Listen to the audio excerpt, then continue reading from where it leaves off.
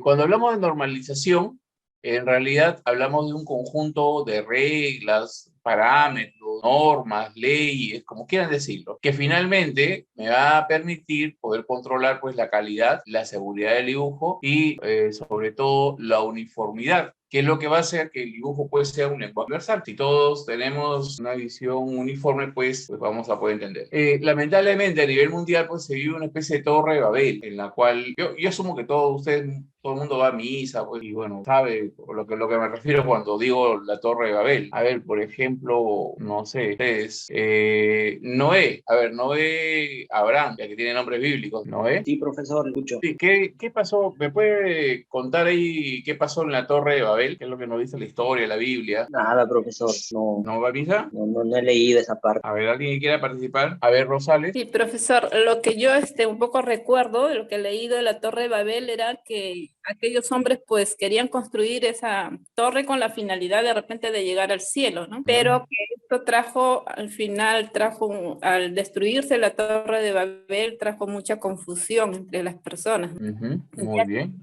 no se podían entender. Excelente, ¿no? El hombre quiso desafiar y decir que es tan grande como Dios, ¿no? Justamente lo que nos relata su compañera, vino ahí el trigo, digamos, que fue la confusión de lengua, ¿no? Y se dice que de ahí nacen los idiomas. Entonces, lo mismo pasa a nivel mundial, ¿no? Los varios países manejan sus propias normas. Alemania maneja normas, Francia maneja normas, Estados Unidos maneja sus normas, Perú no tiene normas. Nosotros manejamos normas de otros países. Pero se está uniformizando ya estas normas en una comisión que se denomina ISO, que significa Organización de Estándares Internacionales, muy bien, de tal manera que se pueda estandarizar todo. Lo mismo sucedía con el lenguaje, ¿no? Yo me acuerdo cuando estaba en la pre, tantos años ya no recuerdo, a ver, en la pre, año 90, asumo, no, 92 por ahí, tenía un profesor de lenguaje que nos decía, buenas tardes Raúl, nos decía que había un idioma que también iba a uniformizar, ¿no? Que era el esperanto. Yo lo miraba al profesor, está rayado, qué sé yo, ¿no? Pero de ahí leyendo sí me di cuenta que sí, en realidad fue un intento, no se dio pues del todo. Bueno, a ver, acá ya que hablamos de comisiones, vamos viendo las comisiones más importantes. Bueno, ya habíamos mencionado ISO, que es la Organización de Estándares Internacionales. Tenemos el sistema DIN, que son normas industriales alemanas, de Alemania. Tenemos el sistema ASA de Estados Unidos, significa Asociación de Estándares Americanos. La UNE, que es una norma española. La UNI, una norma italiana. Y la N, normas son las más importantes. En Perú,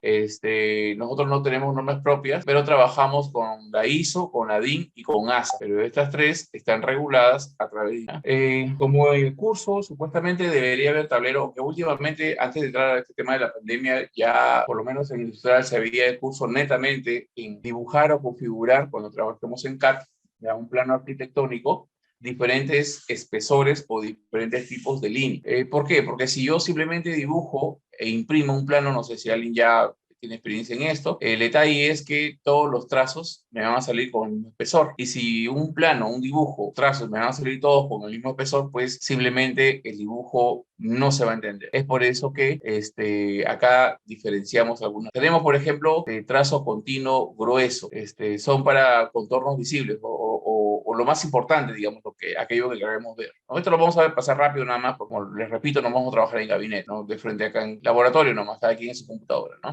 Esto de acá es generalmente con el lápiz H, ¿no? Esto de acá no es el grosor del AutoCAD, por si acaso, sino estos son de las tintas. Hay 4 tintas, a ver, los estilógrafos, 02, el 04, el 06 y el 0, pero esto no lo vamos a usar. Antes, incluso antes a mis tiempos, ¿no? Yo trabajo trabajaba con estilógrafo. Ahora, tenemos líneas continuas finas que sirven, por ejemplo, para aquellos trazos que tienen menor relevancia, pero forman parte del dibujo. Por ejemplo, el sombreado, cuando yo hago un corte, este sombreado significa que, supongamos que esa es una barra de metal, yo he cortado y la superficie cortada se va a ver diferente a la superficie que tenía inicialmente el objeto. Por lo tanto, yo tengo que representarlo esto con líneas más delgadas. El acotado, son estas numeraciones que están acá, que vamos a ver también, el acotado, no pueden ser del mismo espesor que el dibujo. Las líneas de trazo, llamadas también líneas ocultas, no se llaman líneas punteadas, a veces le llaman de manera rara, ¿sí? Que sirven pues para describir aquellas aristas que no son visibles desde cierto punto de observación. Porque si yo solamente voy a dibujar aquello que es visible,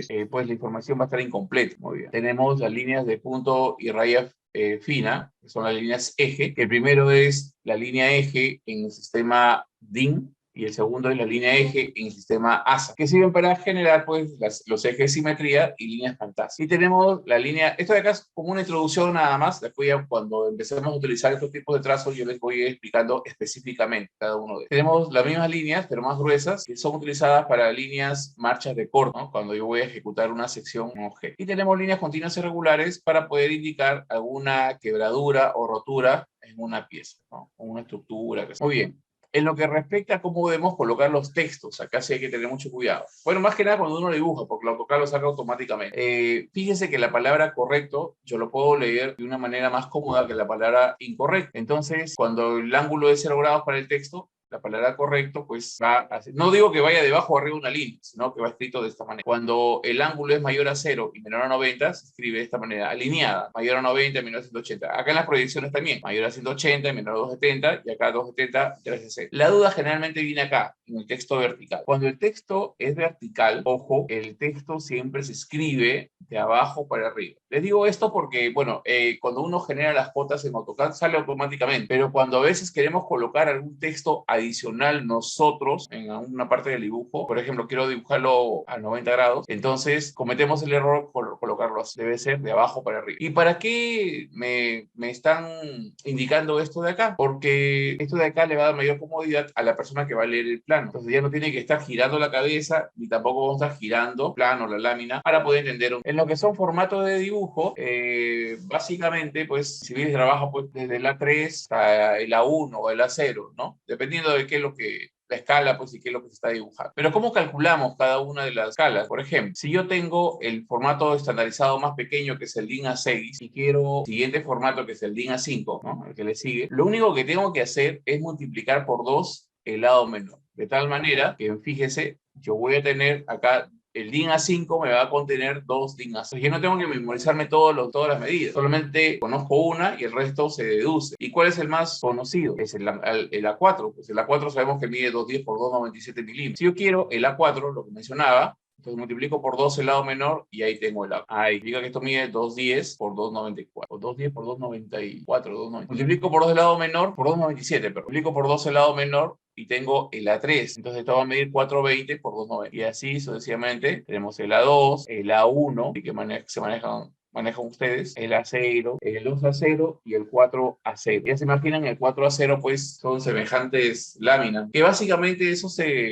lo deben tener, asumo yo, he trabajado en algunos proyectos, básicamente del tema de redes de agua, alcantarillado, ¿cierto? Entonces traían la información de las empresas pertinentes de servicio, ¿no? Entonces traían semejantes planazos, que era que ellos lo tienen impreso todo, van, toman la información de campo y lo pasan a limpio. Entonces esas son las medidas de formato, ¿no? El A4 ya saben, 210 por 297, si quiero tener el A3, mido por 2 el lado menor, 210 por 2, 420, y el 297 se mantiene igual, y así sucesivamente. Y si quiero la más pequeña, reduzco entre 2 el lado más grande. Esta es la manera correcta e incorrecta como dibujar. Pero esto ya está de más decirlo, pero de todas maneras les voy a hacer mención porque el AutoCAD pues lo va a hacer bien, ¿no? Por ejemplo, es incorrecto, por ejemplo, acá tengo un trazo grueso curvo y un trazo grueso recto. Es incorrecto que coincida, ¿no? Lo correcto es eso. Pero eso es básicamente cuando nosotros dibujamos en gabinete. Entonces, aquí en AutoCAD pues no vamos a tener ese problema, ¿no? Pero es bueno tener este cuadrito de tal manera que en algún momento quizás alguien, no sé, lo requiera, ¿no? Uno nunca sabe. Estamos en proyecto, qué sé yo, y se valoró la computadora y tengo que llevar a explicar, pues, de tal planito. Tengo que explicarlo sí o sí al jefe, no me saca el trabajo. Caballero, puedes meter